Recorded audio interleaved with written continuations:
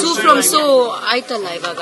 You don't ಸೂ from so ಇಂದ ಏನ್ ಕಲ್ತಿದೀವಿ ನಾವು, ದೊಡ್ಡ ಹೀರೋ ದೊಡ್ಡ ಬಜೆಟ್ ಏನ್ ಬೇಕಾಗಲ್ಲ, ಕಥೆ ಚೆನ್ನಾಗಿದ್ರೆ ಫ್ಯಾಮಿಲಿ ಆಡಿಯನ್ಸ್ ಬಂದು ನೋಡಿದ್ರೆ ಸಿನಿಮಾ ಹಿಟ್ ಆಗುತ್ತೆ. That's what I. ಇದನ್ನ ತುಂಬಾ ಸಾರಿ ಹೇಳ್ತೀವಲ್ಲ ಮೇಡಮ್, ಸ್ಟಾರ್ಗಳ ಸಿನಿಮಾಗಳು ಬಂದ್ರೆ ಮಾತ್ರ ಜನ ಥಿಯೇಟರ್ಗೆ ಬರುವಂತದ್ದು, ಅದನ್ನ ಅಲ್ವಾ? ಬಿಕಾಸ್ ಸೂ ಫ್ರಮ್ ಸೋ ನೋಡಿ ಅದ್ರಲ್ಲಿ ಎಲ್ಲಾ ಹೊಸಬ್ರು, JP ತುಮನ ನಮ್ಮ ಸಿನಿಮಾದಲ್ಲೂ ಮಾಡಿದ್ದಾರೆ ಅಂಡ್ ರಾಜ್ವಿ ಶೆಟ್ಟಿ ಅವರು ಪ್ರೊಡ್ಯೂಸ್ ಮಾಡಿದಾರಲ್ಲ, 3 ಜನ ಪ್ರೊಡ್ಯೂಸ್ ಮಾಡಿದ್ದಾರೆ. ಸೊ ಅದರಿಂದ ನಾವ್ ಎಷ್ಟೋ ಕಲಿಬಹುದು. ಯಾಕಂದ್ರೆ ಬಿಗ್ ಬಜೆಟ್ ಬೇಕಾಗಿಲ್ಲ, ದೊಡ್ಡ ಹೀರೋಸ್ ಬೇಕಾಗಿಲ್ಲ, ಕಥೆ ಚೆನ್ನಾಗಿದ್ರೆ ಜನ ಹೋಗಿ ಸಿನಿಮಾ ನೋಡ್ತಾರೆ. ಅದು ಸರ್ಕಮ್ಸ್ಟಾನ್ಷಿಯಲ್ ಅಲ್ವಾ, ಅದ್ರ ಬಗ್ಗೆ ನಾವ್ ಏನ್ ಹೇಳಕ್ಕಾಗತ್ತೆ. ಅದಾಗಿರೋದಾಗಿದೆ ಅಂಡ್ ಸುಪ್ರೀಂ ಕೋರ್ಟ್ ಜಜ್ಮೆಂಟ್ ಕೊಡ್ಲೇಬೇಕು. ಸಿನಿಮಾನೇ ಮುಖ್ಯ ಅಂತ ಅಲ್ಲ, ಸಮಾಜದ ಬಗ್ಗೆ ನಾವು ಯೋಚನೆ ಮಾಡಬೇಕು.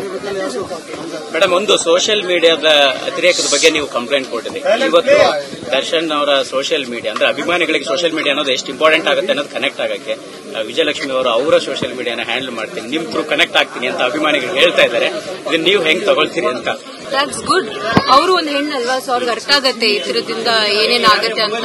ಆತರ ಮಾಡಬಾರ್ದು ಅಂತ ಐ ಹೋಪ್ ದಟ್ ವಿಜಯಲಕ್ಷ್ಮಿ ಅವರು ದರ್ಶನ್ ಫ್ಯಾನ್ಸ್ ಅವ್ರು ಏನ್ ಒಳ್ಳೆ ರೀತಿಯಲ್ಲಿ ಒಳ್ಳೆ ದಾರಿನಲ್ಲಿ ಕರ್ಕೊಂಡು ಹೋಗಿ ಅಂತ ನಾನು I be very happy which is going to be doing.